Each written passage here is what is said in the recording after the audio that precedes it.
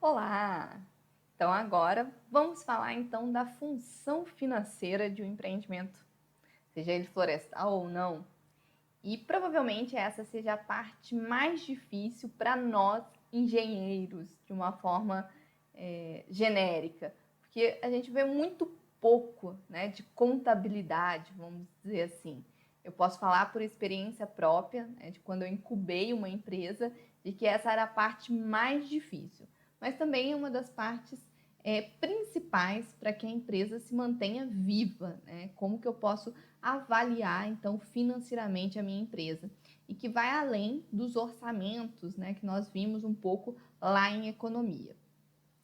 Bom, a função financeira ela é parte integrante da política da organização. Ela vai integrar, é claro, a produção, sistemas de informação, o desenvolvimento, o marketing e, inclusive, os recursos humanos. Então, na verdade, ela integra tudo e de uma forma sistêmica. É a função que ela precisa obrigatoriamente de informações de todas as demais para a gente conseguir fazer os cálculos, então, dos custos, né, das despesas, e dos retornos que a empresa vai ter. Então, nós somos dependentes das demais funções. Então, o principal objetivo, né, da função financeira é a gente conseguir construir um cenário de previsibilidade das finanças do negócio. É olhar para o que tem agora e como que vai ser nos próximos anos. Então, a geração de cenários. Como que a gente gera cenários, né? A partir do nosso balanço atual. Então, é olhar para o nosso fluxo de caixa, ver como que ele se comporta, quais são os indicadores. Então, vou apresentar aqui para vocês algum deles, sem entrar especificamente nesses detalhes, até porque em uma aula é muito difícil apresentar para vocês todo o funcionamento da função financeira de um empreendimento. Até porque, no geral, não somos nós, engenheiros florestais, que vamos fazer isso, mas é importante a gente ter noção. Muitas vezes a gente pega relatórios financeiros para a gente olhar o que são aqueles índices, o que são aqueles valores que estão nos sendo apresentados. Então, é muito importante que a gente tenha essa noção básica, tá? E a ideia, então, do setor financeiro, vamos dizer assim, da empresa, é que haja um equilíbrio, né, sempre entre os seus custos e as suas receitas, para que você gere, então, lucro, né, para que você consiga, então, ser um empreendimento lucrativo, como a gente já viu lá em economia. Então, o administrador financeiro, ele tem uma variedade de tarefas, entre eles, então, né, fazer orçamentos, previsões financeiras, fazer administração de caixa, de crédito, de investimento e captar recursos. São várias funções e envolve muitas pessoas. Dificilmente numa empresa de médio a grande porte você vai ter uma única pessoa. Você vai ter, então, várias pessoas cuidando de todas essas tarefas. Quando a empresa é muito pequena, como a gente vem conversado, quando a gente fala de consultoria, acaba que uma pessoa é responsável por fazer todas essas tarefas. Tá? Então vamos ver lá, vamos parte por parte. Orçamento, o que seria o orçamento? Então, o orçamento é dado quando a gente faz uma avaliação, um cálculo de um custo de uma obra ou de um serviço a ser prestado. Então, ele normalmente leva em consideração duas características dos orçamentos: a receita, né, e a despesa. Isso para quem está dando o orçamento. Então, lembra que lá em economia a gente calculava, por exemplo, o custo da hora da máquina? Por quê? Porque se eu quiser alugar aquela máquina, eu preciso saber no mínimo qual que é o meu custo, ou seja, a minha despesa, para poder então estar dando um orçamento. Então, o orçamento serve tanto o que você recebe dos seus fornecedores, quanto você vai dar para os seus clientes. Então, ele está sempre associado ali às receitas e às despesas do empreendimento. No orçamento empresarial, o orçamento está ligado a planejar os seus ganhos e despesas dentro de um período de tempo. Na verdade, ele é um planejamento, né, do seu fluxo de caixa que gera em torno de 1 a 3 anos no mínimo, tá? Às vezes você pode fazer esse orçamento empresarial para mais tempo, como é no setor florestal. Eu tenho esse planejamento financeiro, às vezes para até 10, 20 anos, para mim entender como que vai ser o fluxo dentro do meu fluxo de caixa. Então, como orçamentos, como eu já adiantei, vou ter orçamentos que eu vou receber dos fornecedores, né? Ou senão eu vou fazer orçamento sobre o valor da produção, sobre o valor de mão de obra, sobre a previsão de pagamentos.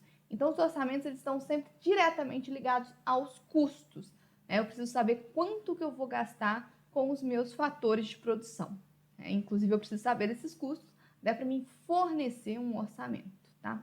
Então, é diretamente ligado aos custos. Os orçamentos, eles costumam estar dentro dos softwares, tá? De gestão financeira. Então, esse aqui é um exemplo de um software, né, onde você vai colocar lá, né, e estimar os custos para poder, então, prever ou para gerar, inclusive, simulações de cenários, tá? A função financeira, ela também tem, né, como finalidade gerar previsões financeiras.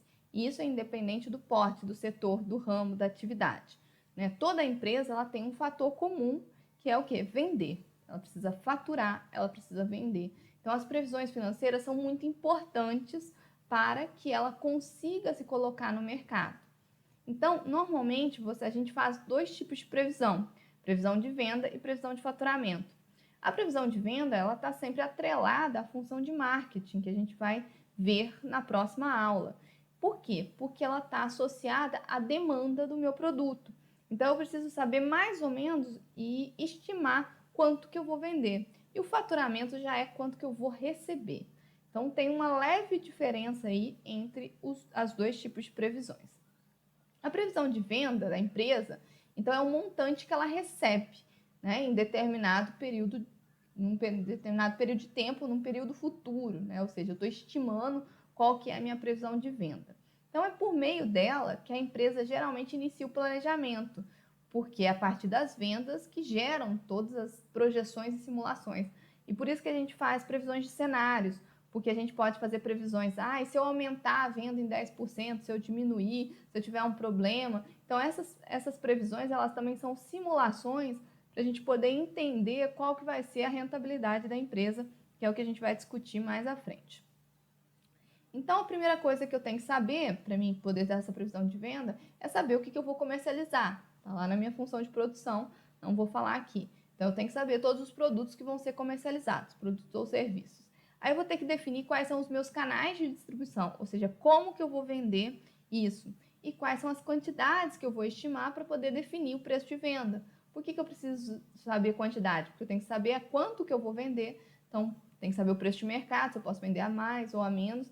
Lembra lá a minha margem de lucratividade?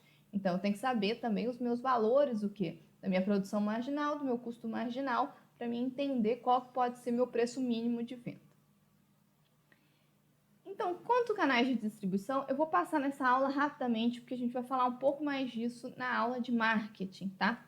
Mas eu preciso saber como que eu vou vender. Se eu vou vender isso em lojas físicas, se eu vou vender isso por lojas virtuais, se eu vou ter revendedores, representantes, distribuidores, se eu vou vender isso direto para o cliente.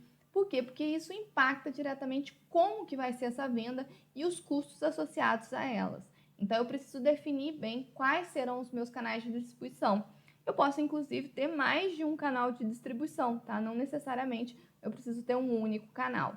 Por quê? Porque essa diferença dos canais de distribuição, eu tenho aí, se vocês verem, por exemplo, eu tenho o canal direto, que é o primeiro, né? Então, eu não teria custos aí no meio do caminho. Eu posso estar vendendo para o atacado, e já vai ser o atacado que vai vender, né? Para chegar no consumidor final, no varejo. Então, no caso do produtor, quando eu vendo para o atacado, ele vende a um preço mais baixo, porque ele vende por escala, ele vende bastante.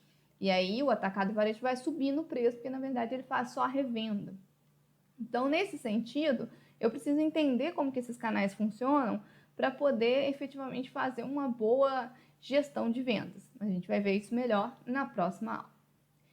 O que eu quero que vocês entendam? Que a partir do momento que eu defino o meu canal de distribuição, eu preciso estimar a minha quantidade vendida. É claro que quando a gente está começando um negócio, é muito difícil fazer ou estimar essa quantidade vendida. Para isso, a gente faz uma pesquisa de mercado para poder estar avaliando essa demanda. É claro que aí depois que a gente começa a produzir, né, que a empresa já está funcionando há algum tempo, você passa a observar, né, o fluxo de caixa, ou seja, o balanço contábil daquela empresa. Então, quando que ela está vendendo, quando que ela vendeu mais, que mês, o que aconteceu naqueles meses. E aí, a partir, ou seja, de um histórico que eu tenho de números, eu consigo me organizar melhor a partir, então, dos dados da empresa. Mas quando eu não tenho, a empresa é nova, ela está entrando num segmento novo, num ramo de mercado novo, é mais difícil. E aí eu tenho duas formas de calcular essa previsão de vendas, que a gente denomina de cima para baixo ou de baixo para cima. Eu vou explicar aqui com um exemplo bem simples para vocês poderem entender como que pode dar uma diferença muito grande e eu tenho que tomar muito cuidado com essas previsões de venda. Então vamos pensar aqui num exemplo bem simples, né? Vamos pensar que o João, né, ele tem uma loja de pisos de madeira e ele resolveu, então, começar a comercializar esses pisos pela internet, né? Então vamos pensar hoje em dia, né, em 2020, ele não tinha, né, um site, não tinha nada da loja e ele começou a entrar nesse segmento de vendas online. E aí? Ele queria saber qual que é a previsão de vendas dele para um ano, como que ele chegaria a um valor para poder fazer, né, lá estimar as receitas dele. Então, quando eu penso aqui que é de cima para baixo, né, então essa é a primeira forma de eu estimar. Vamos pensar, então, o Brasil tem cerca de 200 milhões de pessoas, cerca de 50 milhões têm acesso à internet e poder de compra, né, para ter um material desse. E aí vamos pensar que 0,1% dessas pessoas teriam interesse em comprar, né, piso de madeira. Isso dá em torno de 50 mil pessoas, isso em todo um país. E aí ele diz, vou pretender chegar em pelo menos 5% desse mercado, então 2.500 pessoas. Você pensa, não é muito, né? Não é muitas pessoas. E aí vamos pensar que cada comprador ele gaste em média R$500 na compra dele. Então, se eu multiplicar, né, esses R$500 por essas 2.500 pessoas, eu vou ter então 1,2 milhões de vendas anuais. Opa, olha, a pessoa fica até feliz, né? 1 milhão de vendas. Só que o que acontece, né? Vamos pensar que mesmo que ele está pensando aí, ó, em 0,1% desse mercado, ele pode estar enganado, porque mesmo, né, nesse percentual, a gente pensa, é um percentual pequeno, 0,1. Isso tudo depende do esforço e da capacidade comercial e de marketing. A gente vai ver na próxima aula que não é tão simples. Então não é tão fácil nem tão barato que uma empresa nova ela consiga ter essa previsão. Então a gente costuma dizer que esse tipo de previsão de venda ela tem 99% de chance de estar errada, tá? Por quê? Porque para começar, né, a empresa não é conhecida, o site não é conhecido, como é que ele tem que estar lá nas buscas do Google? Será que ele investiu lá no Facebook para aparecer, no Instagram? Então, eu vou conversar um pouquinho com vocês na próxima aula como que funciona hoje em dia esse marketing digital, que é o que mais tem crescido hoje, né? Então, o Facebook não é só uma empresa de rede social, tá? A gente vai descobrir isso na próxima aula. Então, esse valor, vamos dizer assim, ele não é condizente com a realidade. Por quê? Porque justamente por essa falta de conhecimento. Então, as pessoas não vão chegar efetivamente na loja dele. E aí, vamos imaginar, né, que ao invés dele fazer isso, né, de fazer só essa estimativa com base nos números percentuais da população, ele resolva fazer uma campanha, né? Eu pus aqui uma campanha telefônica, que era o exercício mais comum que eu tinha achado, mas vamos pensar que é por e-mail, mandar isso por e-mail, seja mandar uma mensagem também aí, ó, pelo Facebook, mandar uma mensagem pelo Instagram, não ele pagando, mas ele próprio fazer esse esforço para enviar isso às pessoas, tá? Aos clientes que têm por hábito comprar pela internet. Então, vocês sabem, vocês recebem e-mails de propagandas, que muitas vezes nem cadastrou, né, pelo Instagram, por outras coisas. Então, vamos imaginar que ele está tentando, né? A campanha telefônica era mais comum, hoje é menos. Mas considere, então, se a gente for só para números de contas, tá? Para a gente entender que ele consiga realizar 30 chamadas por dia, né? Ligar para as pessoas. Então, se o ano tem 240 dias produtivos, vamos pensar assim, ele teria em torno de 7.200 chamadas. Né? Só que é claro, né? Quase ninguém te dá ouvido quando você está ligando. E mesmo acontece com e-mail também, tá? Você recebe quantos e-mails por dia? Então, uma ou outra pessoa vai parar para olhar. Então, vamos assumir que ele consiga conquistar em 25% do total dessas pessoas que ele contactou, né? Que ele apresentou as promoções, apresentou o que ele tem disponível. E aí, ele teria, em média, 360 clientes em um ano. Lembrando que no outro, né, quando que eu tinha? Né? Aqui eu estou falando de 360 clientes. Aqui a gente estava falando de 2.500 clientes. Então, eu estou falando muito mais num valor mais pé no chão. E aí, tendo em base esse valor, aquele mesmo valor médio de compras, e aí eu multiplicar pelos 360 clientes, eu teria em torno de 180 mil em vendas anuais, que é um valor muito mais real, muito mais pé no chão. Então, no primeiro método, eu tinha lá uma estimativa de venda de 1,2 milhão. Já no segundo método, eu tenho de 180 mil. Então, quer dizer, tem que tomar muito cuidado com essa previsão de venda, principalmente quando a empresa está começando, porque se eu estimar em valores percentuais, normalmente a probabilidade de erro ela é muito grande. Então, o melhor é eu tentar estimar com mais pé no chão, com uma campanha, investindo em uma campanha, né? Se eu sou uma empresa nova, ou até olhando, às vezes, no número de vendas, né, de uma empresa similar, ou a partir do primeiro ano, né, ver como é que vai funcionar, a partir dos números iniciais que eu tenho para me estimar para os próximos anos, tá? Então, tomem muito cuidado na estimação da quantidade vendida, nas previsões de venda. A previsão de faturamento, ela depende da projeção de vendas, porque ela vai o quê? O faturamento é a receita da empresa. Só que dentro desse faturamento, eu vou ter impostos, fretes, comissões, embalagens, cancelamentos.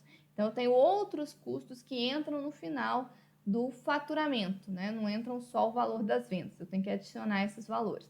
Mas então, a minha previsão de faturamento, ela é dependente da minha previsão de venda. Só que aí eu adiciono esses outros custos que fazem parte dos custos de venda, tá bom?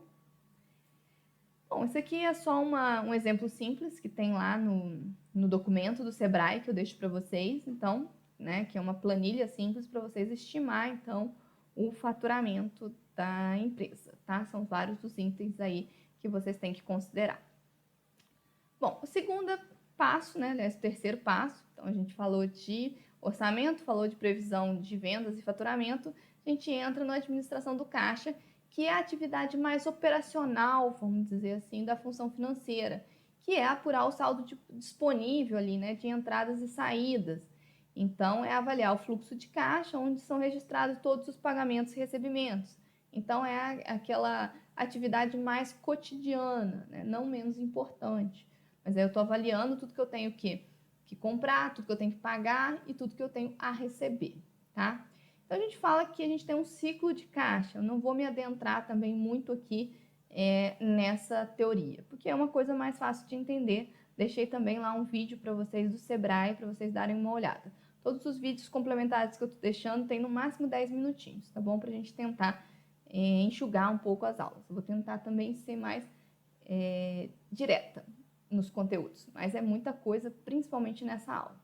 Então, a gente fala do ciclo de caixa, eu vou ter o quê? Eu vou ter que comprar matéria-prima, vou ter que administrar estoque, ele vai produzir, aí os produtos acabados eles vão ser vendidos, eu tenho as contas a receber, vou receber dos clientes, ele entra no caixa. E aí eu pago tudo isso, eu recebo dos clientes e pago. Então, esse é o chamado ciclo de caixa. Então, a administração do caixa, ela cuida basicamente desse ciclo, né? E avaliar, então, o que você tem que pagar com o que você tem que receber para que isso se entre em equilíbrio, tá bom? Então, a gente fala que, né, durante a administração do caixa, principalmente, você tem recursos próprios, você tem contas a receber, você pode ter empréstimos, financiamentos, vendas de ativos ou os mercados de capitais, que são parte do banco, né, e você está sempre trocando isso. E do outro lado das suas despesas, você tem pagamento de dividendos, de fornecedores, de salários, de impostos, né, de financiamentos e até de aplicações de mercados. Então, isso tudo tem que entrar em equilíbrio para que você avalie. E aí você pode ter o que a gente chama de superávit ou de déficit financeiro, né? Superávit, então, é quando o quê? Os seus recebimentos, as suas receitas, elas são maiores, então você tem um caixa positivo. O déficit é quando seus pagamentos são maiores e, portanto, você tem um caixa negativo. É claro que quando você está falando de administração de caixa, e isso se movimenta muito dia a dia, mês a mês, ele tende a ter isso variar entre superávit e déficit. Mas quando a gente faz uma avaliação, quando a gente vai chegar no que a gente chega no registro, vamos dizer assim, pode ser que dentro de um determinado período de tempo a gente consiga ter um superávit, né? Então, às vezes, se você olhar ali naquele período momentâneo, pode ser que exista déficit, tá? Então, é só para vocês verem. E essas palavrinhas, elas são muito comuns quando a gente está falando de função financeira. A função financeira, então, ela vai registrar essas receitas e despesas, vai agrupar esses valores e vai monitorar todos os vencimentos. Então, é função também da administração do caixa estar fazendo essas atividades. Por quê? Porque eu preciso disso para ter uma visão ampla do negócio, porque eu preciso saber, né, até naquela previsão de vendas. Então, se eu estou fazendo uma previsão de vendas bem pé no chão, o que eu preciso fazer para aumentar as vendas no próximo ano? Então, essas coisas vão me dar o direcionamento. Meu custo está aumentando, meu custo está diminuindo. Então, eu preciso ter essa análise para poder olhar para o negócio e para tomar decisões, tá? Então, a gente sempre olha, né, para o passado, né, para pensar nas previsões, para ter, então, essa visão gerencial e para ter a tomada de decisão. Então, quando chega lá na diretoria, lembra lá na organização da empresa, chega todos esses relatórios. Então, é ele quem vai tomar a decisão. Então, por isso que ele olha para o balanço que ele tem, balanço financeiro, e nas previsões, né, de vendas, de faturamento, de custos e tudo mais, para ter essa tomada de decisão. Então, é muito importante avaliar, né, todo o contexto financeiro da empresa dentro de vários períodos e o que aconteceu naqueles períodos para eu ter essa variação, às vezes ou para mais ou para menos, tá?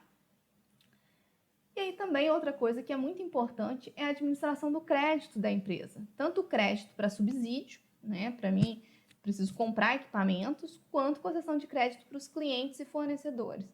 Então, qual que é o prazo máximo que eu posso dar para os meus clientes para pagamento? Prazo máximo para fornecedores? Eu posso dar desconto à vista? Eu não posso? Então, para isso, eu preciso saber como que funciona o crédito para minha empresa. A administração do crédito, ela avalia o mercado, ela verifica as taxas de juros, de financiamentos, ela avalia e escolhe as agências financiadoras, se existe algum tipo de programa do governo de subsídio e como é que está a estabilidade de vendas, né? Então, principalmente eu estou avaliando quando eu tenho já uma demanda fixa, vamos pensar assim, de vendas, eu consigo pensar em dar mais crédito. Quando eu não tenho uma demanda, né, quando eu tenho muita flutuação, é complicado eu dar mais crédito aos meus clientes. Mas eu tenho que pensar nisso até numa estratégia de marketing. Será que não é melhor? Outra coisa é que também, às vezes, eu preciso pedir prazo para os meus fornecedores. Então, dentro da minha avaliação lá da administração do caixa, quem vai me dar essas respostas de quanto tempo eu tenho para avaliação do crédito são a administração do caixa. Então, elas são interligadas, tá? Então, conforme, ou seja, o meu balanço do caixa, ele vai me dar as respostas para a minha administração de crédito. E dentro disso, essas respostas vão fazer com que eu tenha a minha política de venda, então quais são os prazos, eu vou conseguir observar a capacidade de recurso de pagamentos, eu vou conseguir verificar as garantias das entidades e os históricos de pagamentos, né? Então, novamente, a administração do caixa é que vai me dar, então, a possibilidade de eu dar essa concessão maior aos meus clientes. Então, como que eu avalio isso? Então, a minha demanda está mais fixa, os clientes estão pagando direitinho, então eu consigo ampliar. Outra coisa, né, é a questão do cartão de crédito, por exemplo. Não sei se vocês sabem, mas quando eu, cliente, passo um cartão, a empresa, ela já é paga. Então, vamos supor, eu fiz uma compra de um fogão. Então, eu passei o cartão de crédito. Esse fogão, ele já foi pago para a loja que me vendeu, porque a loja paga uma taxa para cartão de crédito. Então, eu, como cliente, não devo para a loja, eu devo para a agência de cartão de crédito. Então, isso faz o quê? Com que a loja já tenha recebido. Então, ela já tem fluxo de caixa. Entendeu? Por quê? Porque ela paga uma taxa para as empresas de cartão para poder ter esse valor já recebido. Então, nesse sentido, eu tenho as empresas de crédito também no meio do caminho. Então, por isso que às vezes você vai comprar alguma coisa, eu te dou desconto à vista. No cartão é mais caro. Por quê? Porque ela paga essa taxa. Mas com o pagamento dessa taxa, faz com que ela já tenha os valores dos produtos que são vendidos já em caixa. Entendeu? Então, observar tudo isso também é importante para que eu defina, então, esse crédito aos meus clientes. E aí, além, então, de eu observar, né, o meu caixa, observar essa questão de crédito, eu também tenho que pensar na minha análise de investimento. Então, pensando lá que a empresa está muito bem, obrigado, que ela tem um superávit ótimo, e aí, então, no que eu vou investir? Então, essa análise de investimento é a decisão de como que eu vou aplicar o recurso, como é que eu vou aplicar, então, os meus lucros da minha empresa. E pode ser na própria empresa ou pode ser em outras coisas. Então, quando eu faço análise de investimento, eu tenho que pensar assim, o investimento vai se pagar? O investimento ele vai aumentar o capital, né, que eu estou investindo? é a melhor alternativa? Quando eu falo de investimento, gente, tem uma série de possibilidades. Tem investimentos em imóveis, né? Investimentos em ampliar a empresa produtivamente, investimento no mercado de capitais. Então, tem várias opções e aí eu tenho que ver o que é melhor, né? Se eu estou pensando em ampliar a empresa ou se eu simplesmente estou pensando em aumentar o lucro que eu estou ganhando, tá? Então, depende da finalidade com com quem está administrando o investimento. Mas é mais importante, ele vai se pagar? Então, isso é super importante, mesmo quando eu estou pensando numa ampliação de uma empresa. Além da administração de investimento, quando eu estou começando, é muito importante a captação de recursos. Então, como a gente já falou lá em economia, é muito difícil você abrir, principalmente uma indústria, vamos pensar assim, do nada. Você não tem recursos próprios. Você não tem 1 milhão, de repente, para abrir um empreendimento novo. Então, você precisa captar recursos para aquele empreendimento, ou até às vezes para ampliação daquele empreendimento. Então, torna-se super importante ter uma relação para poder captar recursos. E aí você pode ter o clássico, né, que é o financiamento bancário, a subvenção econômica, quando você tem pacotes governamentais, né, que vão te auxiliar, e você tem esses demais tipos de investimentos que são mais novos, né, capital semente, que é quando eu tenho empresas que vai investir, principalmente empresas incubadas, empresas novas, né, capital semente, venture, capital private, eles são para começar. E ainda tem o cross-fund, né, que é aquele tipo vamos dizer assim, de vaquinha eletrônica, né, que existe por aí para a captação de recursos. Então, é claro, tem dos mais variáveis possíveis hoje em dia. Antigamente a gente era muito dependente somente do financiamento bancário. Hoje existem outros recursos, né, e aí é preciso analisar todas as opções que você tem dentro do mercado para ter o que é a melhor alternativa, principalmente para iniciar o seu negócio. Então, a função financeira ela envolve a administração do caixa, dos ativos circulantes, da gestão de contas a receber, da gestão financeira de estoques, de financiamentos. Então, tudo que a gente tem, né, o que a gente está pagando, né, o que a gente tem a receber, as contas, né, os estoques, tá, eles são ativos também, os meus financiamentos que eu ainda estou pagando, tudo isso vai ser importante para gerar o balanço contábil. O balanço contábil, então, é o documento final com todas essas informações e que vai servir, então, para a tomada de decisões que a gente falou anteriormente. Então, ele é um documento muito importante, tá? E normalmente é feito pelos contadores, né? Com apoio dos contadores e administradores. Então, eu falo para vocês, vai ser eu, engenheiro florestal, que vou fazer o balanço contábil? Normalmente, não. Mas é importante que você saiba entender o balanço contábil. E para isso tem um monte de indicadores que a gente vai passar agora também de uma forma superficial.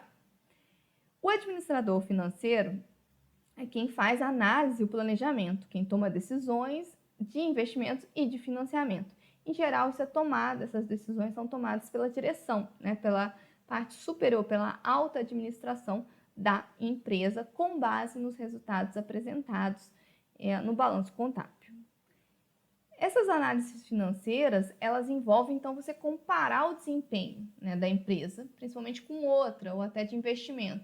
Então, por exemplo, se você quer investir num determinado setor, também até a pessoa que vai investir. Então, olhar a análise financeira da empresa é importante, né, se ela tem evolução, crescimento, quais são esses indicadores financeiros. Por exemplo, se você for investir na bolsa de valores, que empresa que você vai investir? Então, o que você faz? Você olha as análises financeiras, para ver se ela tem estabilidade ao longo do tempo, como que ela está flutuando esses valores. E aí você vai olhar exatamente esses indicadores. Quais são? Principalmente, tá? Tem mais indicadores, mas os principais indicadores financeiros, né, dentro das análises financeiras, que vocês vão achar. E o que eu quero aqui, vou deixar claro para vocês, é que vocês saibam o que são cada um deles. E que eles são muito comuns nesses relatórios. Então, saber entender o que é cada um deles é o principal objetivo dessa aula. Eu vou apresentar as fórmulas para vocês, mas não se assustem, tá bom? Então, sempre vai apresentar os indicadores de rentabilidade, de liquidez, de ativos e de endividamento. Todos eles são importantes. Se vocês quiserem calcular para o trabalho de vocês, fica a dica, a dívida. Fica Se vocês quiserem, então, calcular esses indicadores, fica a dica para vocês, né? Principalmente o de rentabilidade, tá? Então, o que é rentabilidade? Então, rentabilidade é diferente de lucratividade, mas está meio associado aí, é junto. Em geral, você apresenta os dois, tá? Os dois indicativos. E aí, o que é diferente? A lucratividade, então, é o percentual, as duas são dadas em percentuais, tá? Então, é muito comum nesses indicadores eles serem apresentados em valores percentuais. Então, a lucratividade, ela indica o ganho obtido sobre as vendas, né? Então, basicamente, você vai pegar o quê? O seu lucro líquido dividido pela sua receita bruta, né? Lembrando que lucro é diferente de receita, né? Então, eu vou pegar o lucro que eu tenho líquido, dividir pela receita e multiplicar por 100. Então, em resumo, a lucratividade mostra se as vendas elas são suficientes para pagar os custos e despesas e ainda ter lucro, né? Por quê?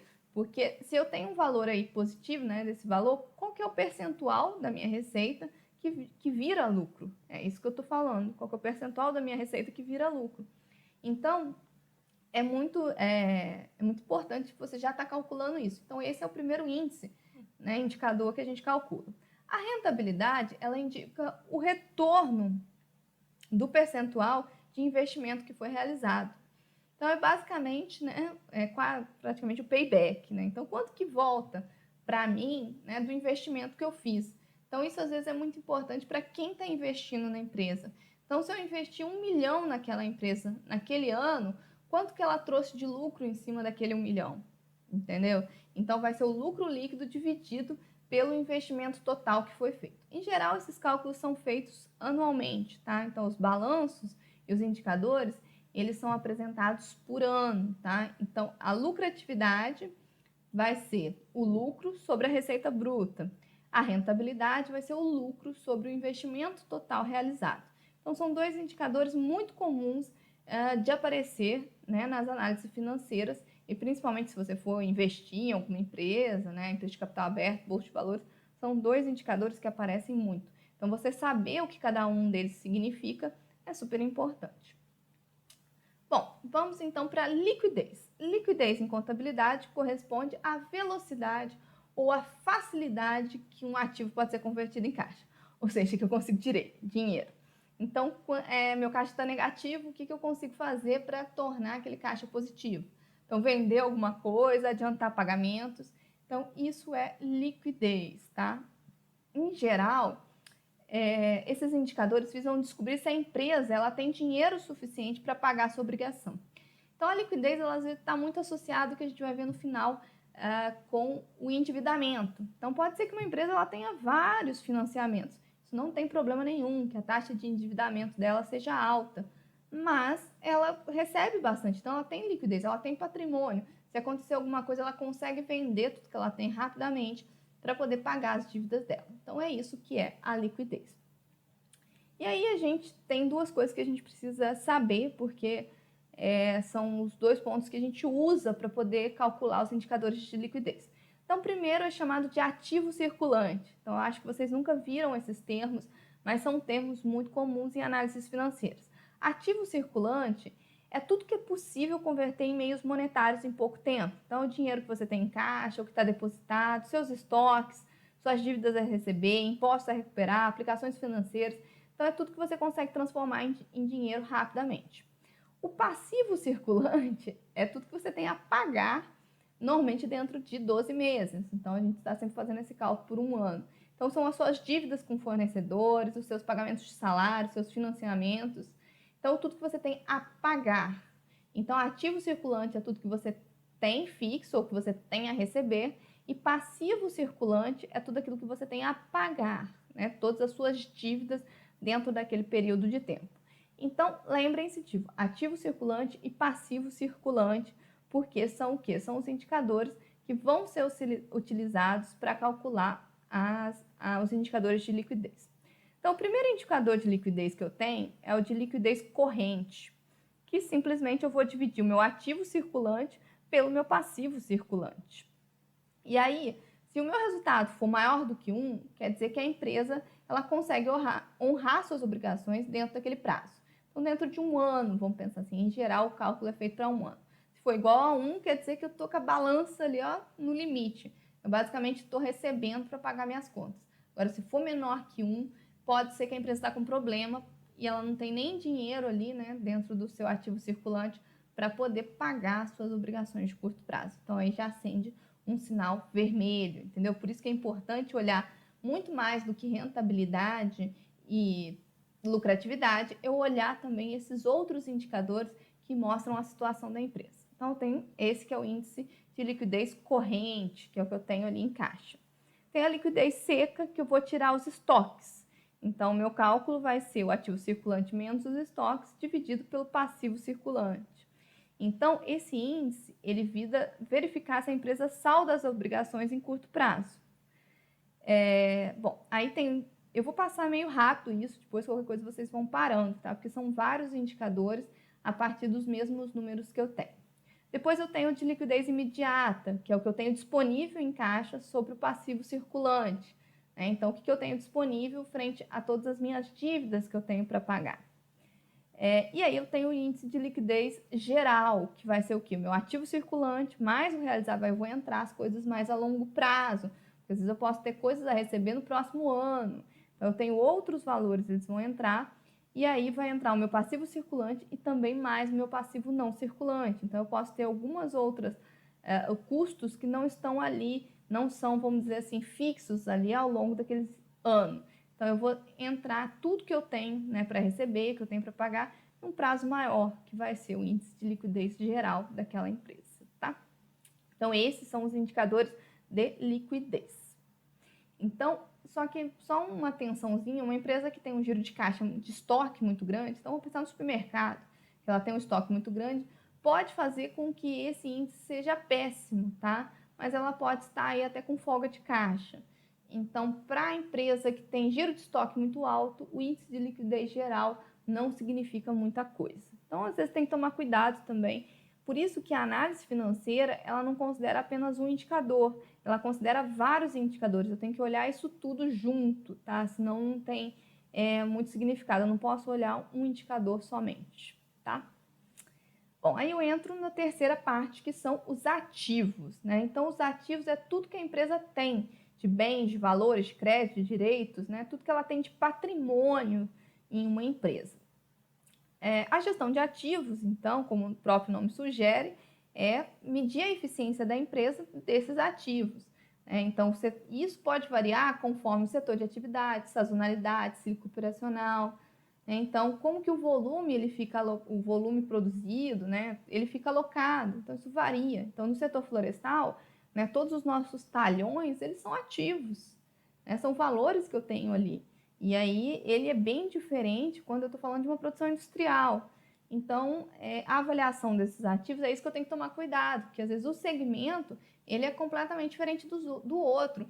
E aí eu vou olhar os números, eles são muito diferentes. Então, é por isso que quando eu faço comparação, eu preciso fazer comparação com segmentos semelhantes, porque senão os números vão ser totalmente loucos, tá? Então, é outra coisa que é importante para fazer essa avaliação. Bom, a gestão de ativos. Então, vamos lá, alguns outros índices. Tudo está partindo lá do que eu já tenho de números lá da minha administração, né? Do caixa, da minha administração de crédito, tudo que eu tenho já lá da minha planilha orçamentária estimado. Então, a primeira coisa é o índice de giro de estoque. Basicamente, eu vou dividir as minhas receitas pelos meus estoques. Então, ele representa a quantidade de vezes que cada um dos índices de estoque ele foi renovado. Então, lembra lá, até no controle de qualidade que a gente falou, né, nos métodos da Toyota, então a ideia dele é diminuir o estoque. Por quê? Para ver que ele tem um giro maior de estoque, que a produção está funcionando. Então, isso também vai variar conforme o tipo de produção. A gente também tem o prazo de recebimento médio das vendas. Isso aqui influi até para responder a questão dos créditos, né? Qual que é o meu prazo de recebimento médio das vendas? Vai ser os meus recebíveis dividido pelas receitas anuais, né? E aí eu posso até dividir por 365, né? Para saber o dia, né? Quantos dias. Então, se o resultado, por exemplo, for 35, isso vai indicar que a empresa demora, em média, 35 dias para receber as suas vendas. Né? Então, prazo médio de recebimento. Isso influencia diretamente a administração de crédito. Viu uma coisa, está ligada à outra. Eu também tenho o índice de giro de ativos fixos ou imobilizados. Imobilizados é aquilo que eu não consigo retornar em curto prazo. Então, imóveis, por exemplo, é um ativo imobilizado. Então, as minhas receitas dividido por esse valor. Isso não quer dizer que não tenha. Então, pode ser que a empresa ela tenha um imóvel, mas ela não está utilizando. Aquilo é um ativo. Então, nesse sentido, ele vai entrar nessa conta. Tenho o giro total de ativos, que aí é o quê? Receita sobre tudo que eu tenho. Aí é o índice geral. Então, vocês viram que a gente parte dos específicos para chegar no índice geral. A gente ainda tem o giro de contas a receber, que também é super importante lá para a administração de crédito, que são as suas vendas líquidas, é o que você já vendeu, dividido pelas contas a receber. Tá? Então, isso vai te dar mais ou menos o giro. Quanto maior for isso, melhor para a empresa. Porque se você já tem vendas para as contas a receber, o que você está vendendo agora, você tem ainda mais para receber, então quanto maior for esse giro, maior é o que? A concessão de crédito que eu posso dar. Então, está diretamente associado também à administração de crédito. E aqui também eu tenho o prazo máximo de estoque, que vai ser o seu estoque médio no ano, pelo seu custo de vendas. Por quê? Lembra que a gente conversou que estoque é custo? Então, se eu tenho um lugar muito grande que eu não estou conseguindo vender e meu estoque está ficando muito grande, eu tenho que começar a me preocupar, porque eu tenho um custo sobre isso. Então, isso indica quantos dias, em média, a empresa demorou para renovar o estoque. Então, se associa também com o outro indicador de liquidez. Então, os dois estão intimamente associados. Eu ainda tenho o prazo médio de pagamento, também está lá junto com a administração de crédito. Então, vai ser o quê? Os meus fornecedores, vezes o dia, por ano, dividido pelas compras. Então, quanto maior for o prazo de pagamento dos fornecedores, também é melhor. Por quê? Porque indica que a quantidade de dias médios que a empresa demora para pagar. Então, indica que eu posso dar mais crédito também para os meus clientes. A ideia, gente, é sempre ter um prazo maior para o fornecedor para conseguir dar um prazo maior para os seus clientes, tá? Então, esses índices conseguem me dar essas realidades. Isso, é claro, é tudo automatizado, tá, gente? Eu não vou fazer tudo isso na mão. A gente tem hoje softwares financeiros que calculam isso tudo para você, Então, a partir do seu fluxo de caixa, das suas entradas, isso tudo é automatizado. O que eu estou passando aqui para vocês é para vocês entenderem, você terem esses índices em mente, porque pode ser que isso daí vai ser discutido numa discussão e você fala, nossa, como é que faz? O prazo médio de pagamentos. Então, é mais ou menos isso, para que vocês tenham noção de que esses indicadores, eles são muito comuns quando tem as análises financeiras, tá? E eles são contas simples, entendeu? Não é nenhuma conta aqui que eu estou passando para você muito elaborada, é tudo coisa muito direta. E tem, por último, a gestão da dívida, que é super importante também. Por quê?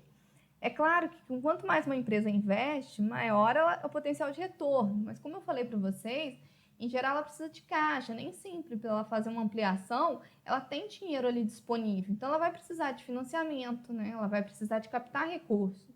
E isso pode vir de sócios ou de terceiros. E aí quando vem de fora, de terceiro, isso é considerado uma dívida. Então por isso que a gente fala da taxa de endividamento. Então é muito importante eu avaliar lá a minha lucratividade, mas eu avaliar também qual é a taxa de endividamento desse empreendimento. E a gente, super comum, Nenhuma empresa vai estar livre de dívidas, tá? Então, essa administração, ela vem junto com a liquidez, com os ativos e com a dívida. Isso é normal dentro de um fluxo de caixa, dentro da administração financeira da empresa, tá? Não ache que isso, ai meu Deus, não, é normal você ter ali algumas dívidas. Então, o índice de endividamento, que é o principal, ele vai ser o seu total de passivos, que é o passivo circulante, mais o elegível a longo prazo. Então, você pode ter financiamentos que, você comprou um maquinário que é muito caro, ele é a longo prazo. E você vai dividir pelo seu total de ativos e multiplicar por 100, porque também esse resultado é um percentual. É um percentual do capital de terceiros que a empresa possui. Então, você tem que olhar o quê? Quanto que a empresa tem que ainda não é dela. Vamos dizer assim, se ela ainda está pagando, isso ainda é de terceiros. Então, tem que tomar cuidado. O ideal é que esse valor seja menor do que o valor da empresa, Então, seja menor aí do que 100%, é claro. Mas que seja até menor do que 50%, vamos pensar assim. E aí também tem relação ao patrimônio, porque pode ser que ela tenha com relação aos ativos, mas o patrimônio dela pode ser maior, Então, O índice da dívida com patrimônio, ela informa quanto do patrimônio líquido a empresa tem para cada R$ 1 de dívida. Então, quer dizer, quanto maior o índice, é pior. Aqui é o contrário. Então, o ideal é que seja sempre menor. Então, eu sempre tenho que avaliar essa questão da dívida, tá? Então, quanto o índice de endividamento, quanto ao patrimônio. E também tem relação à cobertura de juros, né? Então, juros é um outro problema. A gente vai começar. Vocês viram na aula de economia, né, no semestre passado, que ele pode impactar muito os custos de uma empresa. Então, é importante que eu também avalie os juros. Né? O índice de juros a gente chama que é o EBIT dividido por essas despesas. Né? O EBIT é uma sigla em inglês que é definido como lucro antes dos juros e tributos. Então, né, quando você tira o lucro sem ainda debitar o imposto de renda e, por exemplo, a contribuição social. Então, aí você sabe quanto que você está perdendo também de juros. Né? Então, você pega o lucro sem descontar os impostos, né? Então, antes de tirar isso, e divide pelas suas despesas com juros, que é o que você está pagando dos seus endividamentos. Por isso que a taxa de juros é tão importante, porque ela vai impactar diretamente o seu endividamento. Tá? Então, o resultado, ele indica quantas vezes os juros são cobertos. É claro que quanto maior esse índice, melhor. Mas aqui no Brasil, com essa taxa de juros altíssima, né, mesmo com todo esse problema que a gente teve econômico que a gente está tendo, a gente não teve uma queda tão grande aí das taxas de juros, não. A gente teve uma reduzida, mas não foi muito alta. Então, assim, a taxa de juros do Brasil, ela é muito alta, né? E isso não favorece, vamos dizer assim, o empreendedores, tá? Favorece quem quer investir no mercado, vamos dizer assim. E aí, por fim, né, a gente tem ainda os análises clássicas de viabilidade que a gente estudou em economia e que eu não vou aqui ampliar com vocês, que é o payback, o VPL, a taxa de retorno. Então, tudo isso também te ajuda a fazer, a finalizar, né, a sua análise financeira, que ela combina com a previsão de cenários. Né? Então, na previsão de cenários, você pega todos esses valores que você está achando, né, todos esses índices e tudo mais, e você pode prever. Então, se lá na sua previsão de faturamento, você pode prever se ela for menor, o que implica em todos esses índices? Se ela for maior, o que implica em todos esses índices? Então, eu refaço todas as minhas contas, né? Então, a análise de cenários é a partir dos valores atuais que eu tenho, das minhas avaliações, o que ele vai implicar se eu tiver uma modificação muito grande. E com isso, inclusive, eu conto, né, com o VPL, por exemplo, para fazer essas estimativas.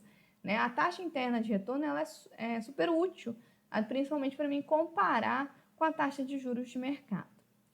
Então, é isso que eu tinha para dizer para vocês. Vocês viram que são muitos indicadores, mas eu quero que vocês guardem sempre que a análise financeira ela vai trazer como indicadores, né, lucratividade, rentabilidade, né, liquidez, ativos e dívida, tá? Ou taxas de endividamento.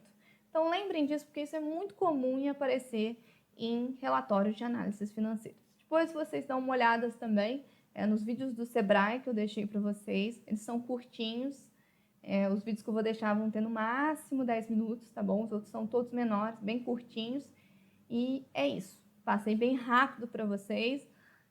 Não vou né, como eu falei, é só para introdução, para apresentar esses indicadores, e normalmente não somos nós que calculam, mas se você precisar interpretar eles, é importante que vocês saibam o que cada um significa, tá bom? Então é isso, eu fico por aqui hoje.